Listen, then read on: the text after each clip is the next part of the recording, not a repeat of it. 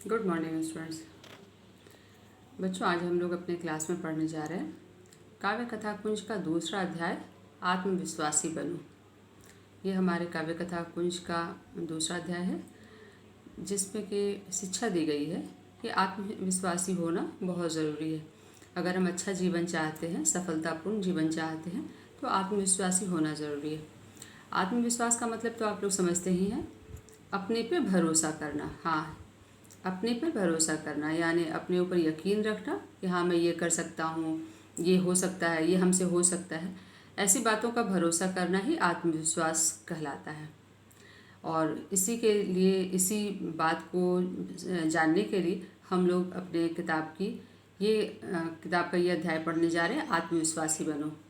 आइए देखते हैं कि हमारा अध्याय हमें क्या बताता है। ये अध्याय है आपका आत्मविश्वासी बनो। आत्मविश्वासी इंसान के अंदर का बहुत दुर्लभ गुण है जो कि कम व्यक्तियों में पाया जाता है। ऐसे व्यक्ति जो आत्मविश्वासी होते हैं वो विपत्तियों का सामना बहुत आसानी से कर लेते हैं। आत्मविश्वासी अपने जीवन को गुजारने के लिए दिमाग और दिल दोनों का ही बहुत सही ढंग से इस्तेमाल करते हैं। कोई भी समस्या अगर सामने आ जाए तो उसे ठंडे दिमाग से सोच विचार कर करते हैं।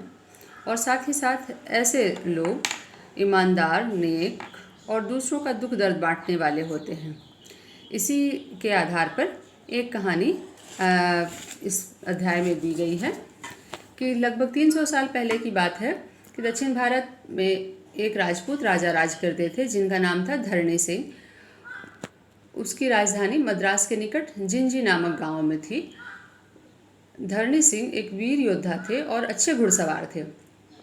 उन्हें घोड़े पे काबू करना बहुत अच्छे ढंग से आता था और उनका सिर्फ एक बेटा था जो कि 13 साल का था। राजा ने उसको भी घुड़सवारी की शिक्षा दे रखी थी, इसलिए वो भी घुड़सवारी में बहुत माहिर था। एक बार दिल्ली के सम्राट ने किसी को एक घोड़ा भेंट किया। सम्राट ने घोड़े पर सवारी करने की बहुत कोशिश की लेकिन असफल रहा। अब दिल्ली के सम्राट ने ये पूरे इलाके में ऐलान करा दिया कि जो भी इस घोड़े पर काबू पा लेगा वह सम्राट जो है इनाम में वो घोड़ा भी दे देगा और साथ में वो कुछ अपनी एक मांग भूख पूरी करवा सकता है। धरणी सिंह बूढ़ा हो चुका था लेकिन उसे दिल करता है कि मैं इस निमंत्रण में जाऊं। उसकी रानी उसे मना करती है लेकिन फिर भी धरणी सिंह जाता है। परंतु धरणी सिंह इस घुड़सवारी में कामयाब नहीं हो पाता है क्योंकि वो बूढ़ा हो गया होता है। कई सारे और भी घुड़सवार जो वहाँ गए रहते हैं उन्हें जेल में डाल दिया जाता है। साथ ही धरणी सिंह को भी जेल में डाल दिया जाता है असफल होने के कारण, क्योंकि वो घोड़े पर काबू नहीं कर पाता है। धरणी सिंह के कैद हो जाने से ये समाचार जो है जिंजी तक पहुँच जाता है। इस खबर को सुनकर उसका बेटा जयसिंह भी बहुत दुखी हो जाता है और वो अपनी माता से कहता है कि माता, मैं जाऊंगा अपने पिता को छुड़ाने के लिए। उसकी माँ आज्ञा नहीं देती है कि बेटा अभी सिर्फ तुम 13 साल के हो तो तुम अभी मत जाओ घुड़सवारी में और सम्राट के पास भी मत जाओ, हो सकता है वो नाराज़ होकर तुम्हें भी कैद कर ले। लेकिन एक दिन जय सिंह रात को उठकर अपने घोड़े को लेकर चला जाता है दिल्ली। दिल्ली पहुंचकर वो सीधा चला जाता है सम्राट के पास और कहता है कि मैं आपके घोड़े के साथ अपना कौशल आजमाना चाहता हूँ। सम्राट जब उस छोटे बच्चे को देखता है तो बोलता है, दंग हो जाता है और कहता है कि भाई तुम अभी बहुत छोटे हो, घोड़े पे काबू करना इतना आसान नहीं है। बड़े बड़े राजा महाराजा आकर यहाँ कैद हो गए हैं तो तुम ये नहीं कर पाओगे। तुम बच्चे हो, तुम अभी वापस चले जाओ। परंतु जय सिंह जो रहता है बहुत आत्मविश्वास के साथ कहता है कि महाराज, मेरी आयु पर न जाइए, मेरा कौशल देखिए।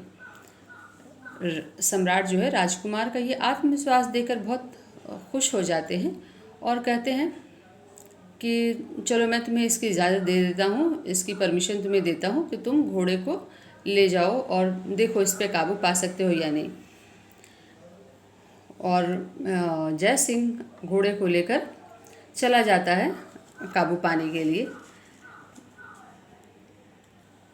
जय सिंह कामयाब हो जाता है घोड़े को दौड़ाने में, उस पर काबू पाने में।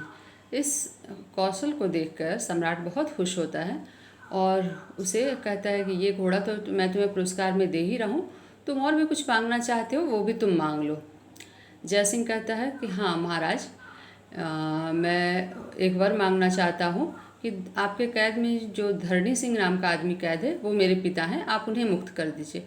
और साथ ही साथ अन्य लोग जो घोड़े पर काबू पाने के लिए आए थे, जो असफल रहे और वो अब आपकी कैद में हैं, उन्हें भी आप छोड़ दीजिए।